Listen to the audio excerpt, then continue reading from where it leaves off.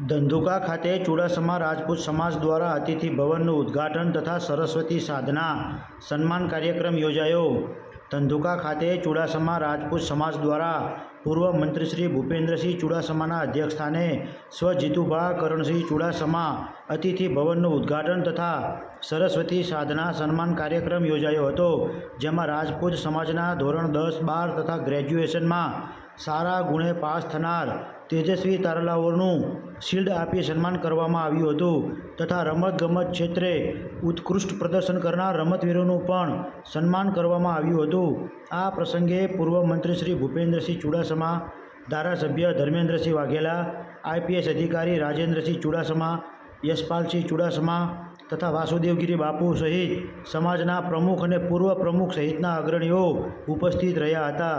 Bureau report, આરપાર news, Dhandhuka.